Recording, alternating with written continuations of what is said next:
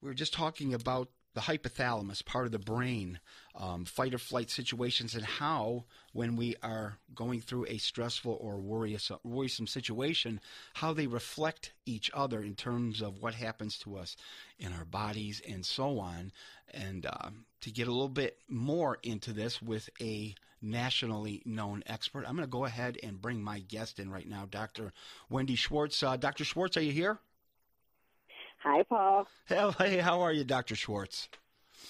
Good. I'm very anxious as I'm listening to you talk about this topic, anxiety, tonight. Yeah, Dr. Schwartz, before we went to the break, I was talking about fight or flight situations and how your blood pressure gets elevated and sexual function, different functions of your body shut down, and then basically your body turns into a superhuman being. And once the trouble passes, you need to rest. And I was going to go into how worry kind of mirrors a fight or flight situation, but a fight or flight situation is reserved for something that is real, that is life threatening, where stress and worry just keeps shooting off these false alarms. Correct? Right, absolutely. I think that it's interesting. I was joking about me being anxious, but one of the things I got it, Dr. Schwartz. I'm I think it's fascinating that the brain can really sometimes not tell the difference between reality and fantasy. And so one of the things that I do when I work with clients is really discuss irrational thoughts versus rational thoughts. If there's evidence that supports why they feel so overwhelmed and anxious and worried. And I work a lot with teenagers and couples that talk about anxiety. And the first thing I say to them is, let's throw out the word anxiety, because there's something that it continues to imprint the brain, and it makes it bigger than what it needs to be. Right. And I think that, we need to focus on whatever the opposite to them would be, which is like calm, relaxation, fun. I have a really interesting story about a teenager that I saw. Well, she was a preteen. She was 12, had panic attacks, hyperventilating all the time. Her irrational mind wouldn't let her go into restaurants, and her irrational mind wouldn't let her go into certain classrooms, and she really was gripped with anxiety. And so she came into one of our first sessions with a huge book, and it was a workbook on anxiety. And she put it down and she said, my mom said, this is what we need to work on, and it's a workbook. And I said, looking at that book makes me very anxious. And so, we're not going to be doing that. And I said, we need to put that away. And she was so excited. She said, oh, my God, I'm so anxious. I thought that was just me. And I said, no. I said, it's very symbolic for the heaviness that she carried around. But I think that there are some very simple things that people can do to feel better. And everybody can, there's healthy anxiety, too. So anxiety is not necessarily negative.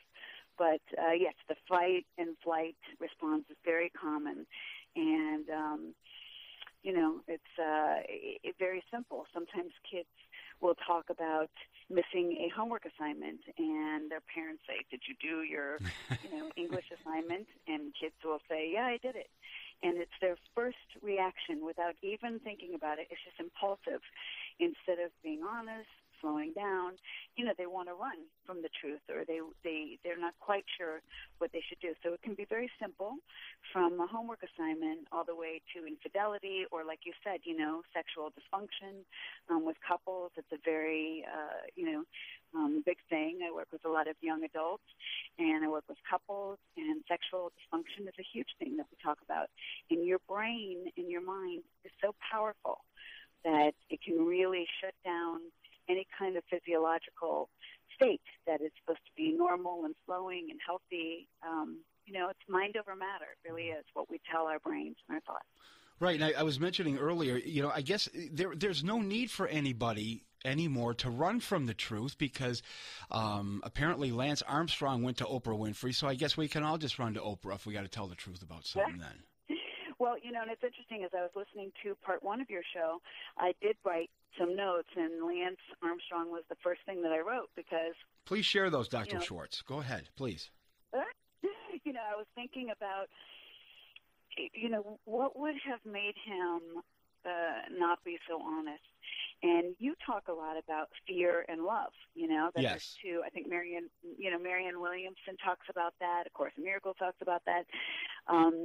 To simplify really about it's all love or it's coming from fear. And I think that the world is so hard on Lance and forgetting that he's a human being who had a dream. And, I think before everything, I think it just snowballed so quickly for him. And before you know it, he's, being put on this pedestal as being this amazing athlete. And he probably got in too deep with some very minor things that kind of snowballed. And so I have tremendous empathy for him because, I think he tried to do good things in his life, and I think that it's unfortunate that, it came down the way that it did because he's a huge role model for kids, for teens, for adults, for the world of fitness and, athletics. Absolutely. I think it's a hard thing. I have on the line with me Dr. Wendy Schwartz. Dr. Schwartz is a friend of the program, not only, and she is a nationally recognized expert in so many areas of human development, of the mind, and she is just an absolutely fascinating guest. And you're certainly going to be hearing a lot more of Dr. Schwartz on this program because what I want to bring you, my listeners, I want to bring you people that really are professionals. And when I mean professionals that are nationally recognized, I don't want to bring you, local people are fine. Believe me, local people are fine. Local psychologists, just local guests are terrific. But there's a reason that these individuals that I have on the program here, the guys like Shawnee Belegian, Dr. Wendy Schwartz, Christopher Collins, these people come on this program because they are known nationally. It doesn't it does make them smarter, I think. And they're smart because they're on my program, and they're always going to be on my program. Dr. Schwartz, I was talking a little bit earlier about worry and concern. And I have a little spiritual counseling practice, and we talk about this worry and concern, and I try to differentiate the difference between worry and concern. Could you go ahead and spell that out? Yes, well, I made notes on that too. Okay.